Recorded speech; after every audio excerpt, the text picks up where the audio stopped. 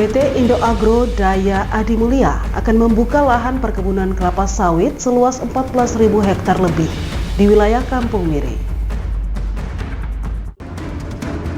Pemerintah Kabupaten Bovendigul membuka kegiatan pendalaman iman bagi para pendeta GKI Wilayah 9 Papua Selatan.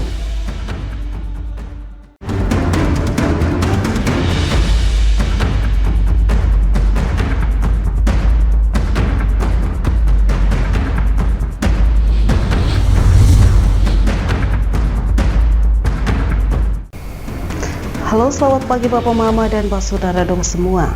Senang sekali saya Romana Krisya Bermasi dapat kembali hadir di hadapan Anda dalam tayangan Info Digul edisi hari ini Jumat 23 Mei 2025.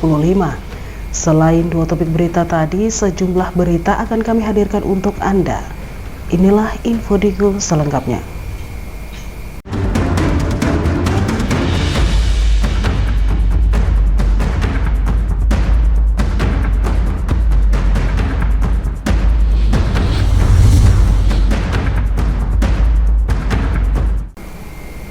Bapak Mama dan Pak Saudara dong semua, kita ke berita pertama.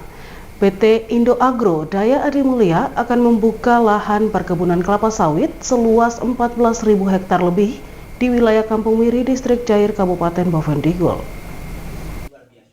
Pemerintah Kabupaten Bovendigul melalui Dinas Penanaman Modal dan Pelayanan Terpadu Satu Pintu melaksanakan pertemuan bersama yang menghadirkan 9 marga pemilik hak ulayat dari Kampung Miri dengan PT Indo Agro Daya Adimulya yang akan melakukan investasi berupa pembukaan perkebunan kelapa sawit di Kampung Miri, Distrik Jair. Diketahui PT Inda berencana akan melakukan investasi usaha perkebunan kelapa sawit di Kampung Miri, Distrik Jair dengan luas area yang diperkirakan kurang lebih 14.000 hektar milik masyarakat adat dari 9 marga. Di antaranya marga Tunainan, Kame1, Kame2, Kenakop, Amote, Tok, Mikan, Ombabon, dan Genggam Butop. Adanya rencana investasi jangka panjang ini, Pemda Bovendigul melalui Dinas Penanaman Modal dan Pelayanan Terpadu Satu Pintu berinisiatif untuk melakukan pertemuan agar kesepakatan antara marga pemilik hak ulayat dan pihak perusahaan bisa disaksikan langsung oleh pemerintah daerah. Pada pertemuan bersama tersebut, meski ada beberapa hal yang menimbulkan pro dan kontra, namun dapat diselesaikan dan menghasilkan satu keputusan bagi kedua belah pihak. Pembicaraan hari ini terkait dengan investasi dari PT Indo Agro Daya Adimulya atau biasa kita singkat PT IDA yang rencana melakukan investasi usaha perkebunan di Kampung Miri. Nah, dia punya luas areal itu kurang lebih 14.000 hektar yang di dalamnya dalam areal itu ada 9 marga. Jadi kenapa kita lakukan pertemuan hari ini? Karena kita ingin pembicaraan antara marga dengan perusahaan itu harus disaksikan oleh unsur pemerintah dalam hal ini dinas terkait. Sebenarnya kita berharap sih ada beberapa dinas yang kaitannya dengan proses-proses dalam perizinan hadir, tapi pada hari ini mungkin karena kesibukan lain mereka tidak hadir. Dan mungkin tadi pembicaraan ada saling kontroversi, tapi saya sangat senang karena menghasilkan satu keputusan yang mungkin menjadi tonggak atau aturan yang akan dijadikan jalan bagi pihak perusahaan dan pemilik hak ulayat yang terdiri dari 9 marga ini. Pemerintah daerah berharap ke depan pelaku usaha yang lain bisa melakukan hal serupa dengan duduk bersama para pemilik hak ulayat untuk membicarakan berbagai kesepakatan yang tentunya tidak merugikan kedua pihak dan disaksikan langsung oleh pemerintah daerah. Tim Liputan Digul TV Ones melaporkan. Sementara itu pemirsa, persiapan investasi perkebunan kelapa sawit di Kampung Miri oleh PT Indo Agro Daya Adimulya sudah mencapai 90% dan kini tinggal menyelesaikan beberapa persyaratan tambahan. Persiapan investasi berupa pembukaan lahan perkebunan kelapa sawit di Kampung Miri oleh PT Indo Agro Daya Adimulya sudah mencapai 90% dan kini tinggal menunggu penyelesaian beberapa persyaratan tambahan. Kepastian ini disampaikan Kepala Dinas Penanaman Modal dan Pelayanan Terpadu Satu Pintu, Kabupaten Bovendigul, Seth Manti.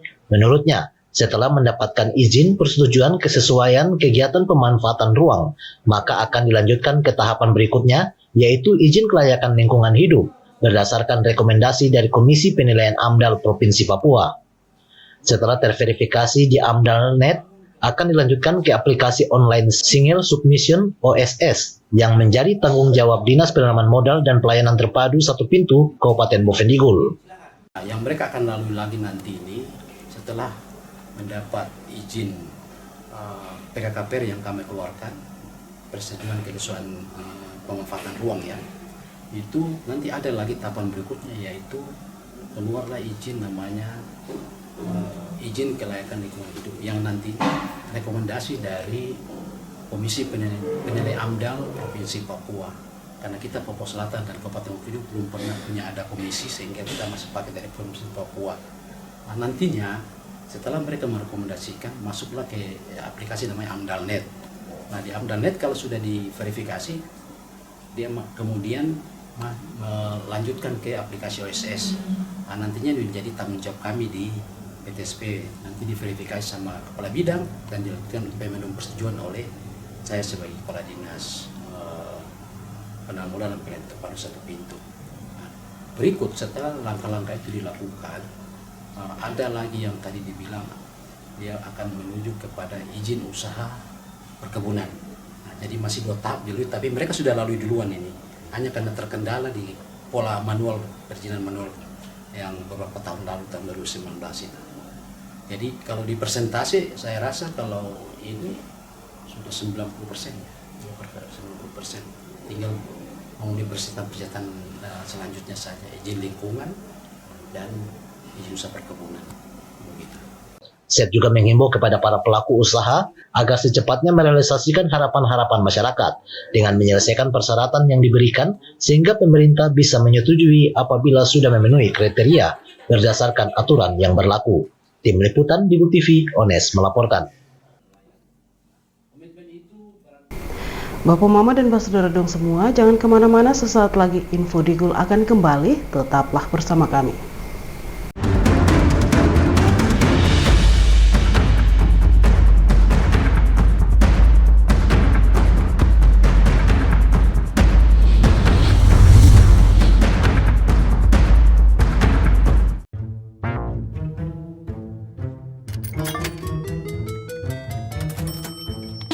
Aku menyesal mencoba judi online.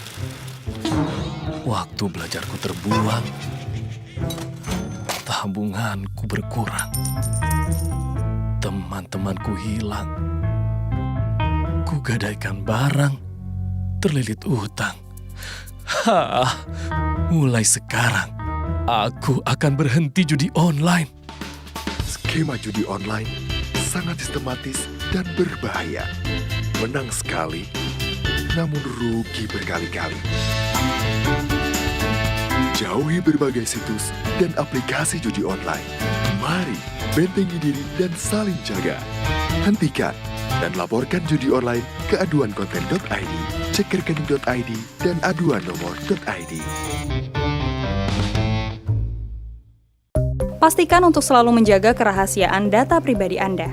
Hindari untuk mengumbar data pribadi Anda. Biasakan untuk membaca syarat dan ketentuan dari setiap aplikasi yang digunakan. Hindari tautan atau situs yang mencurigakan, karena kebocoran data pribadi berpotensi untuk digunakan dalam tindak kejahatan perbankan. Mungkin Anda belum pernah mengalaminya, tapi banyak di antara kita yang sudah menjadi korban. Cermat, kritis, dan lindungi data pribadi Anda.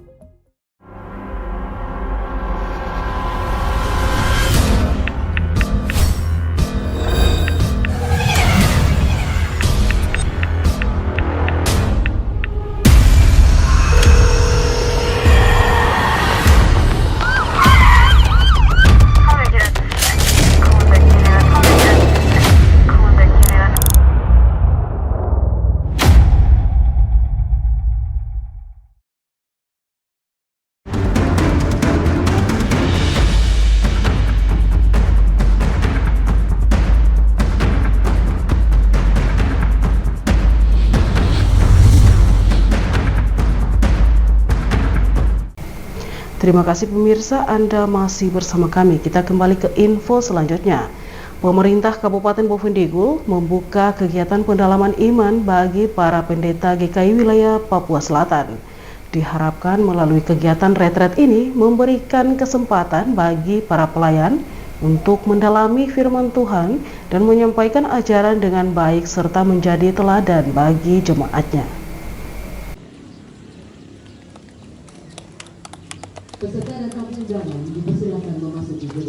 Pemerintah Kabupaten Bovendigul melalui Bupati yang diwakili PLT Kepala Dinas Komunikasi dan Informatika, Maria Panyunglangi menyampaikan ucapan selamat datang kepada para peserta retreat yang akan mengikuti kegiatan pendalaman iman bagi GKI Wilayah 9 Papua Selatan.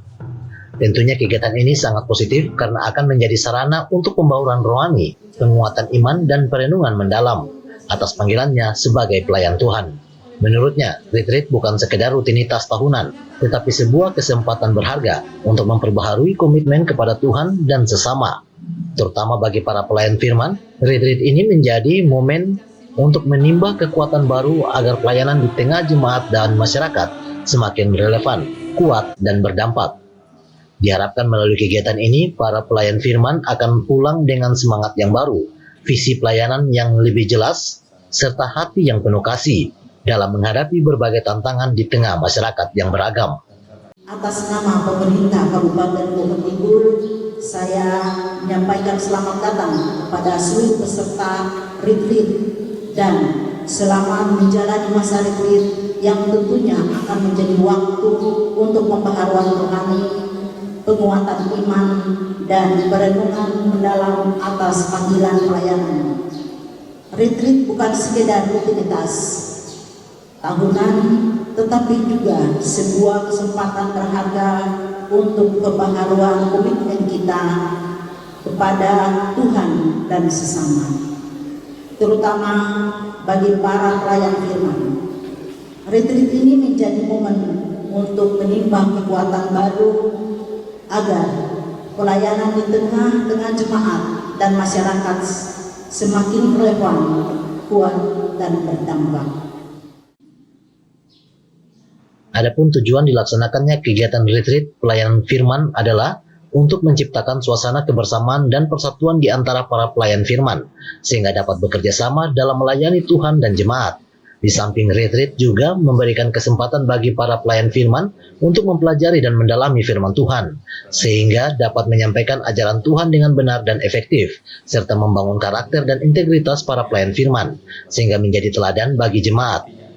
Pemerintah Kabupaten Bovendigul senantiasa membuka diri untuk bekerja sama dengan semua elemen, termasuk gereja dan pelayan firman, demi kemajuan daerah dan kesejahteraan masyarakat, karena didasari untuk membangun manusia Bovendigul yang beriman dan berkarakter. Pembangunan manusia tidak hanya sebatas pada fisik, tetapi juga menyangkut pembentukan karakter dan iman. Tim Liputan Digul TV Nober melaporkan.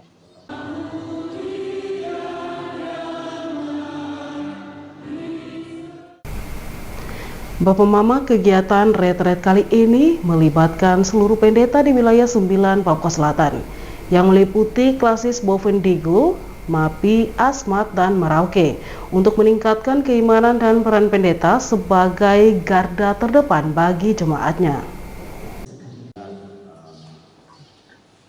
Ketua Klasis Gereja Kristen Injili di Tanah Papua, Kabupaten Bovendigul, Pendeta Jimmy Mose mengatakan, kegiatan retreat yang dilaksanakan saat ini merupakan pembekalan untuk para pendeta yang disebut sebagai pelayan firman.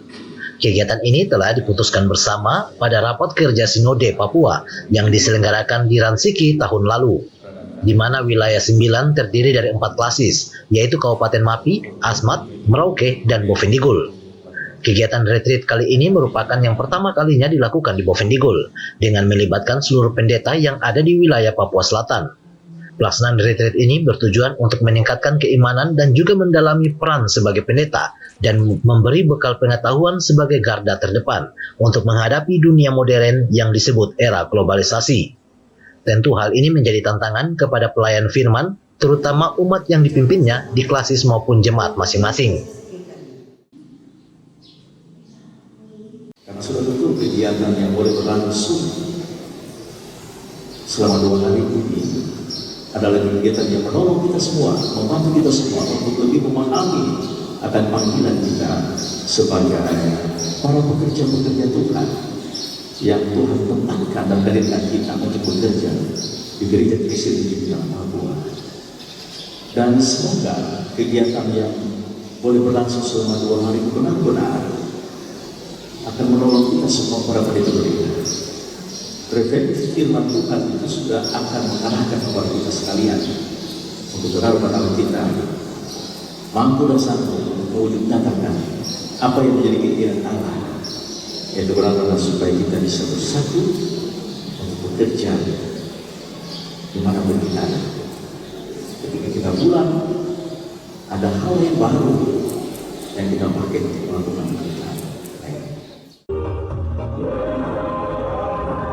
Diketahui, peran dan tanggung jawab pelayan firman di era modern saat ini tentu tidak mudah. Untuk itu, dengan adanya kegiatan ini diharapkan dapat memberi bekal diri, terutama ketaatan dan kedisiplinan, dalam mengantar warga jemaat untuk bersekutu dalam suatu persekutuan.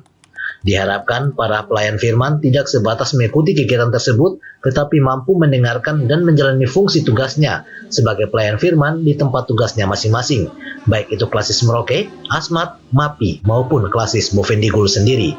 Tim Liputan, Digul TV, Nober melaporkan.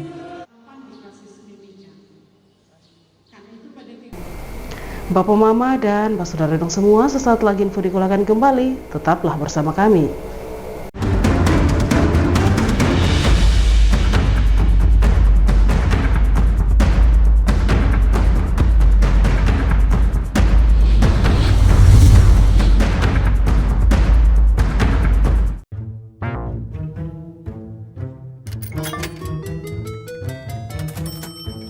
Aku menyesal mencoba judi online. Waktu belajarku terbuang, tabunganku berkurang, teman-temanku hilang, kugadaikan barang, terlilit utang. Mulai sekarang, aku akan berhenti judi online. Skema judi online sangat sistematis dan berbahaya. Menang sekali, namun rugi berkali-kali. Jauhi berbagai situs dan aplikasi judi online. Mari bentengi diri dan saling jaga. Hentikan dan laporkan judi online ke aduankonten.id, cek rekening.id, dan aduan nomor.id. Pastikan untuk selalu menjaga kerahasiaan data pribadi Anda. Hindari untuk mengumbar data pribadi Anda. Biasakan untuk membaca syarat dan ketentuan dari setiap aplikasi yang digunakan. Hindari tautan atau situs yang mencurigakan, karena kebocoran data pribadi berpotensi untuk digunakan dalam tindak kejahatan perbankan. Mungkin Anda belum pernah mengalaminya, tapi banyak di antara kita yang sudah menjadi korban. Cermat, kritis, dan lindungi data pribadi Anda.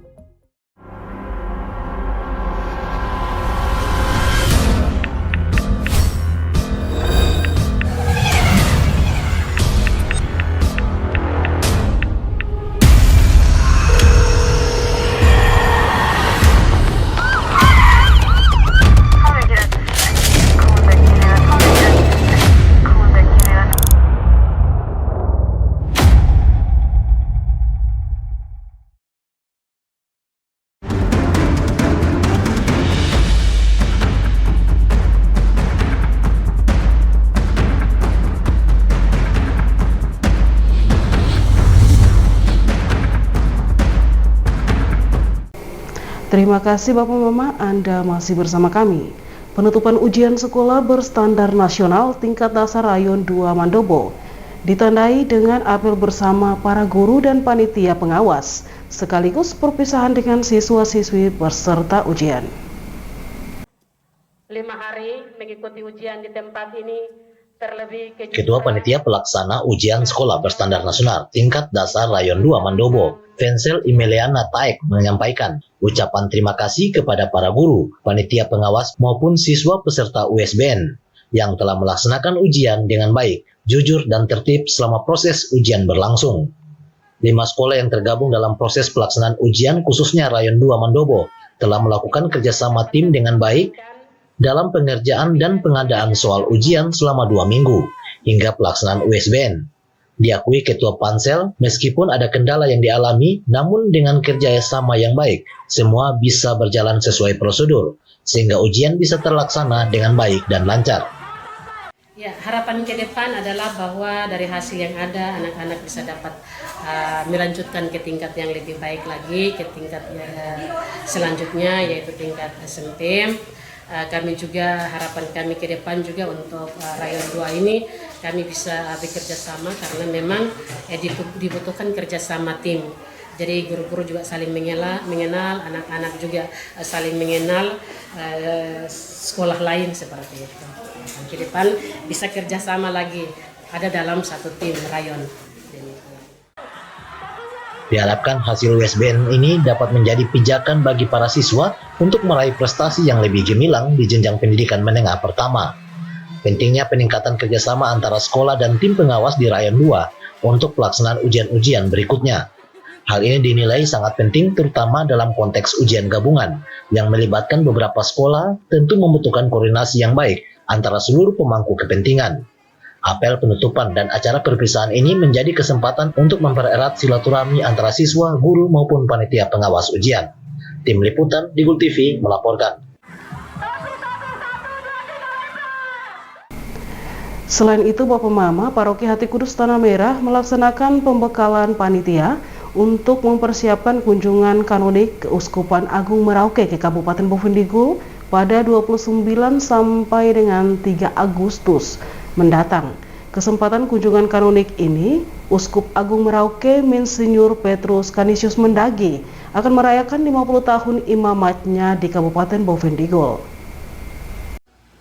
Jadi keruangan kita. Pembekalan panitia kunjungan kanonik Uskup dilakukan di Aula Serbaguna Paroki Hati Kudus Tanah Merah, di mana sesuai dengan jadwal yang ditetapkan Keuskupan Agung Merauke, kunjungan kanonik akan dilaksanakan pada tanggal 29 Juli sampai dengan 3 Agustus 2025 mendatang. Rencananya kedatangan Uskup nanti selain kunjungan kanonik, Uskup Agung Merauke akan melakukan penerimaan sakramen Krisma di Paroki Kristus Raja Ninati. Kemudian melanjutkan kunjungan ke Paroki Ikisi bersama para pastor dan suster dari KVK Tanah Merah dan Minip Tanah. Selain itu, Uskup Agung Merauke, Monsinyur Petrus Canisius Mendagi akan melaksanakan perayaan 50 tahun imamat atau pesta emas imamatnya pada tanggal 2 Agustus di halaman kantor Bupati Boven Digul. Pastor Paroki Hati Kudus Tanah Merah, Yakob Taufan MSC mengatakan, umat Katolik di Kabupaten Boven Digul, khususnya di Paroki Hati Kudus Tanah Merah, telah membentuk panitia dan saat ini panitia dalam proses pematangan kegiatan. Diakui Pastor Yakob meskipun belum melantik kepanitiaan secara resmi, saat ini panitia sudah bergerak dan berkoordinasi terkait kegiatan apa saja yang akan dilaksanakan, apa saja yang perlu dipersiapkan, dan lain sebagainya, termasuk pencairan dana untuk mendukung pelaksanaan kegiatan tersebut. Dalam rangka itu maka umat Katolik di Kabupaten Boven Digul ini secara khusus di Tanah Merah ini sudah membentuk panitia juga di Ninati dan Paroki Ikisi sudah membentuk panitia, dan sekarang kita dalam proses pematangan kegiatan. Yang pertama bahwa kita sudah membentuk struktur dan akan pelantikan. Memang kita belum sempat lantik ini, nanti akan kita cari waktu yang pas untuk melantik panitia yang sudah terbentuk. Tapi panitia dalam hal ini sudah mulai berjalan, mengkoordinasi kegiatan-kegiatan apa, lalu hal-hal apa yang perlu dipersiapkan. Ini panitia sudah mulai membangun komunikasi, kerjasama dan sebagainya, termasuk pencarian dana untuk mendukung kegiatan pelaksanaan ini. Pada kegiatan pembekalan panitia, Pastor Paroki memberikan masukan dan saran agar pelaksanaan kunjungan nanti dapat berjalan dengan baik, terutama terkait waktu pelantikan panitia kunjungan kanonik Keuskupan Agung Merauke yang mengalami penundaan. Tim Liputan Digul TV, Anis melaporkan. Bapak Mama dan Pak Saudara dong semua, dengan berakhirnya informasi tadi sekaligus mengakhiri perjumpaan kita dalam Info Digul pagi ini. Terima kasih atas kebersamaan Anda dan terimalah salam persaudaraan kita. Nuk bagen, gup bagen, gup bagen, nuk bagen. Saya ada karena kamu ada karena saya ada. Saya Roman Agnesia Bermasi mewakili seluruh kerabat redaksi yang bertugas mohon pamit undur diri. Selamat pagi dan sampai jumpa.